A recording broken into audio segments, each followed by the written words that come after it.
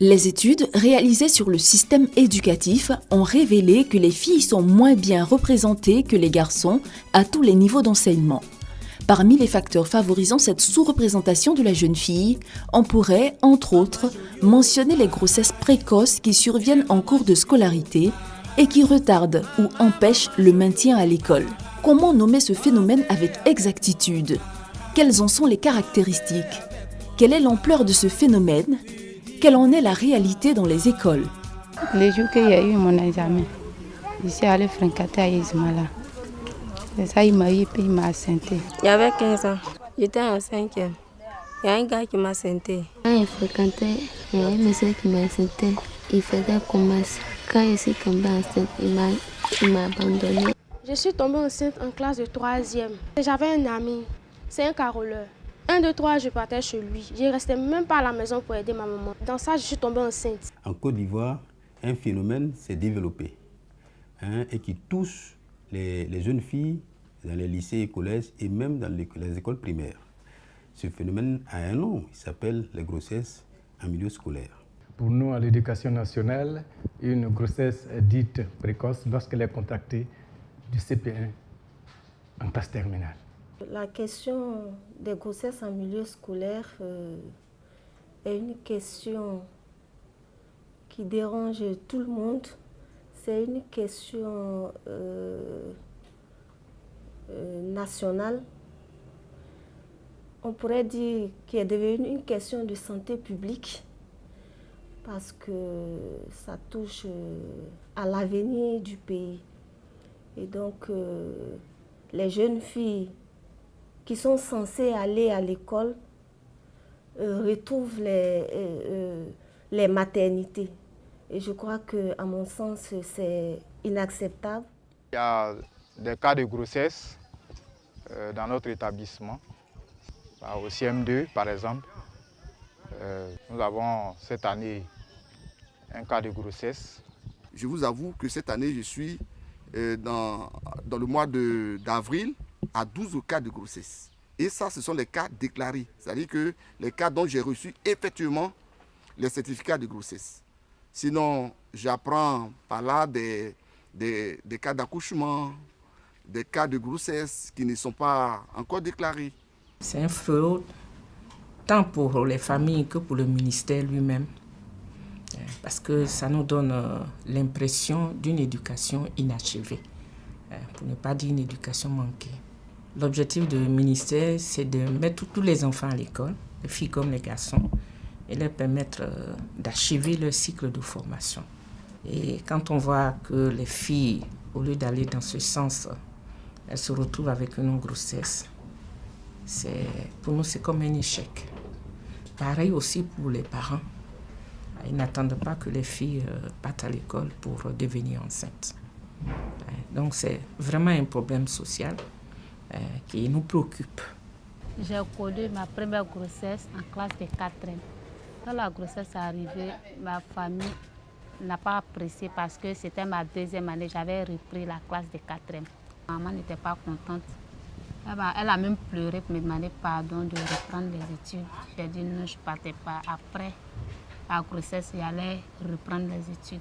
Mon papa n'était pas content. Donc lui, il a décidé carrément de ne plus parler à moi. La tolérance ou non face à la grossesse révèle des valeurs culturelles et des variations de signification accordées à celle-ci. Quelle est donc la signification de la grossesse dans le contexte socio-culturel?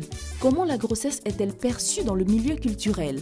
Chez nous en Afrique, retenez que la grossesse est une richesse. Si vous ne faites pas d'enfants, on vous enterre autrement. Si elle est décédée, on dit qu'elle a mis fin à toute une génération, l'arbre généalogique. Si on se place sur le plan traditionnel, une femme est née pour procréer.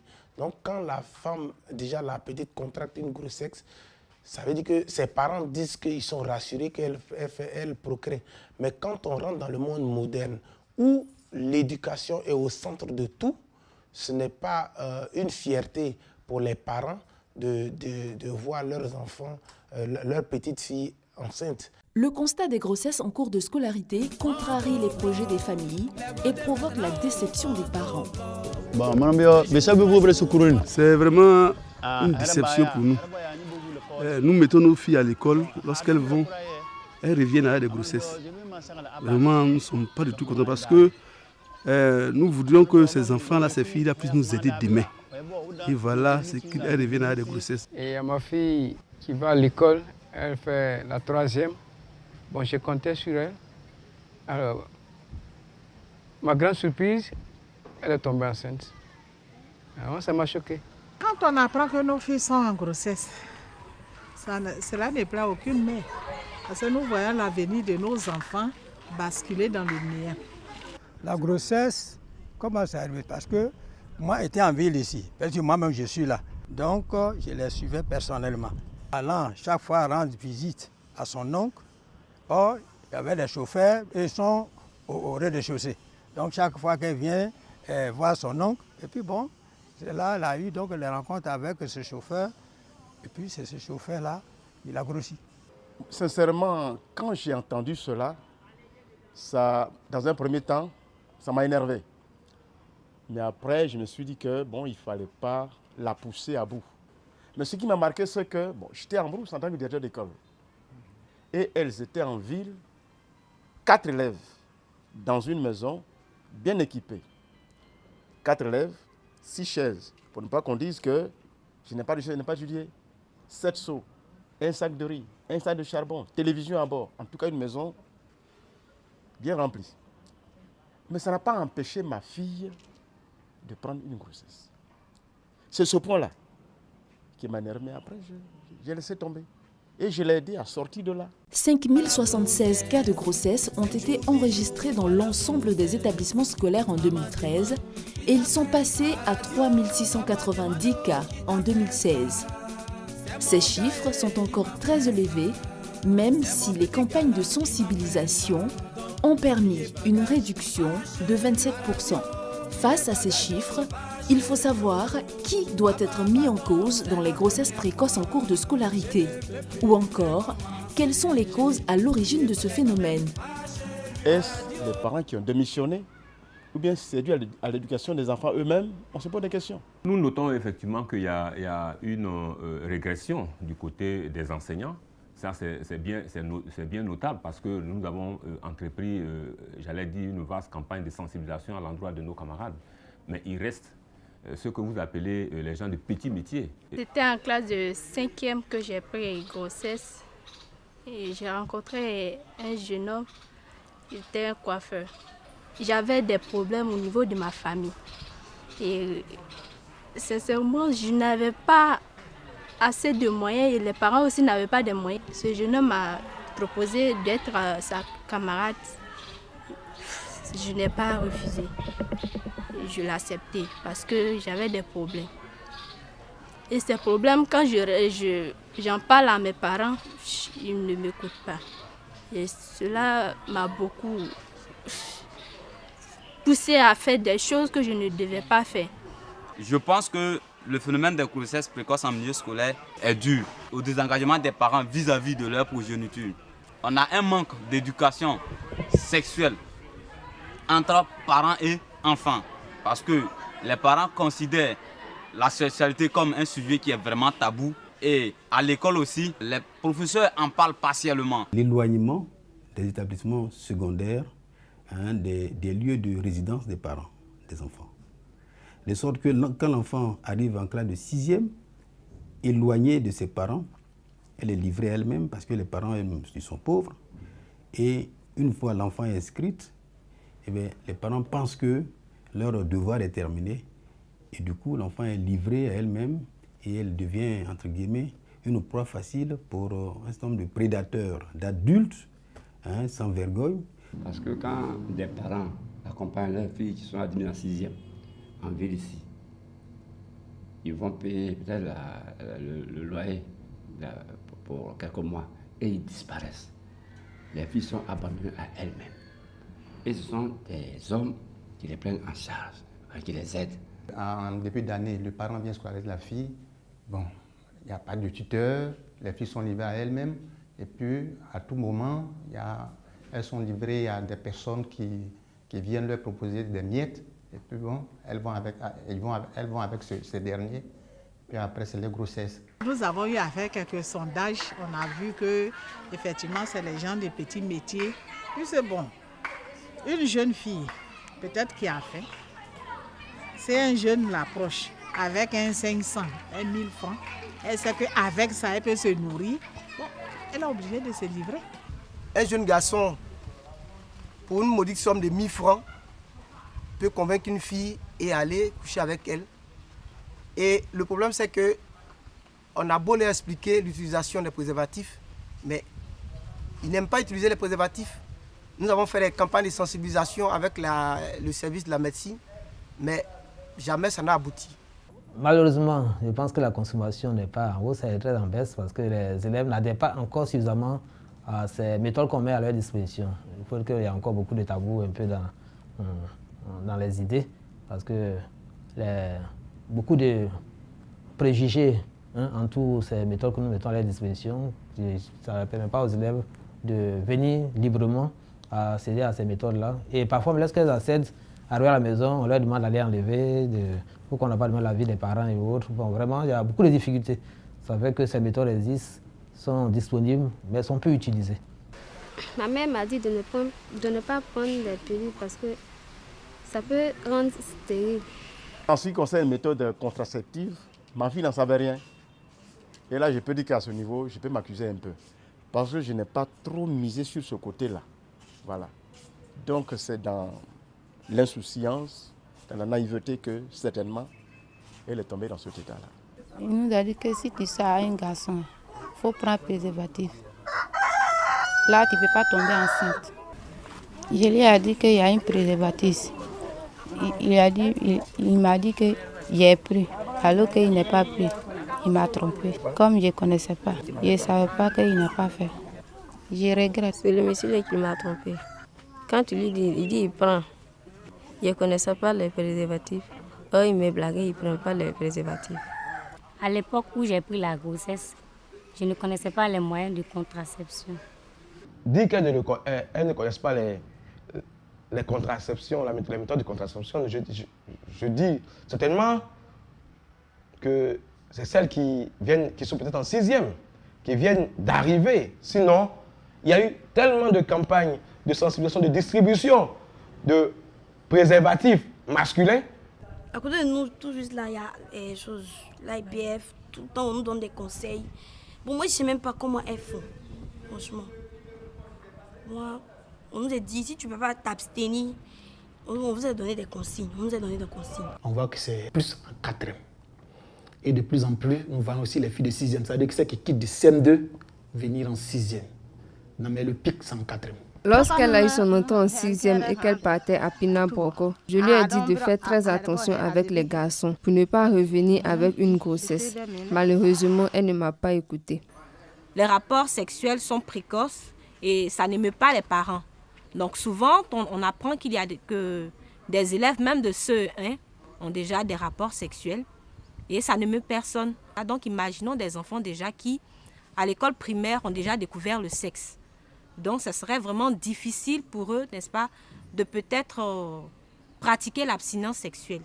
Au niveau du collège, leur demander, n'est-ce pas, de s'abstenir, c'est quand même assez compliqué.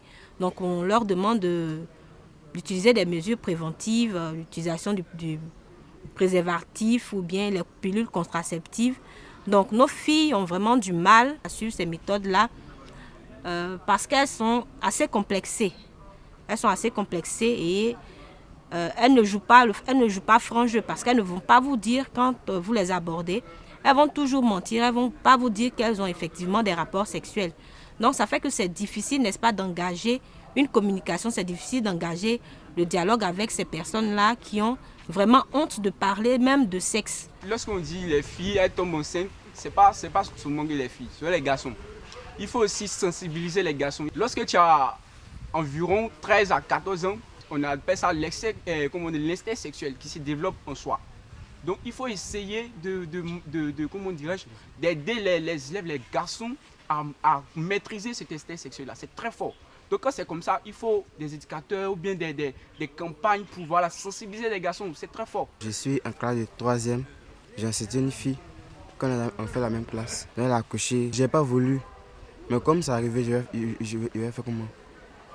On est obligé d'accepter l'enfant.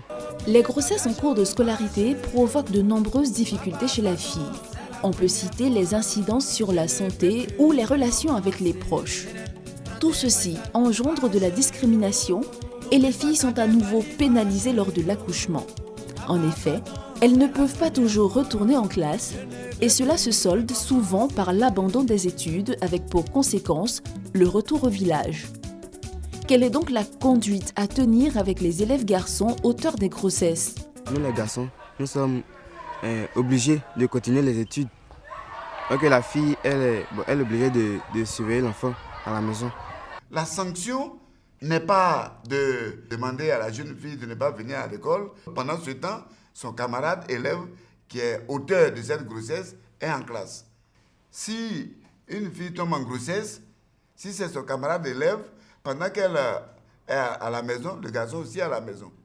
Quand elle a accouché et qu'elle doit revenir, le garçon aussi a accouché aussi, il revient.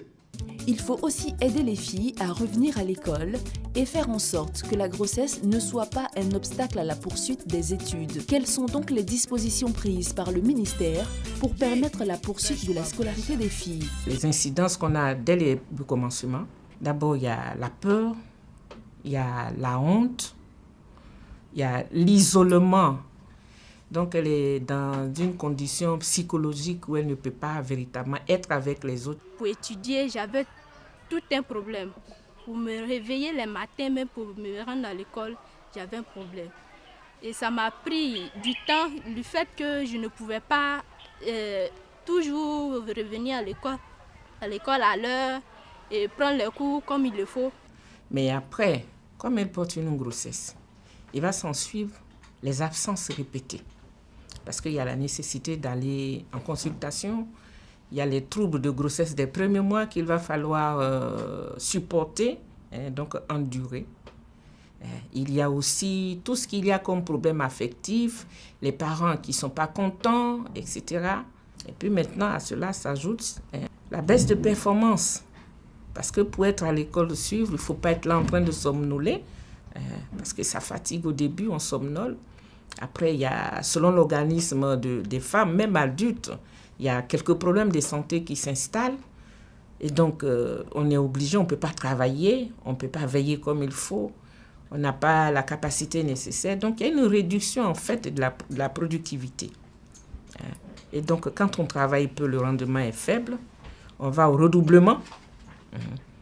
Dans le pire des cas, c'est l'abandon total.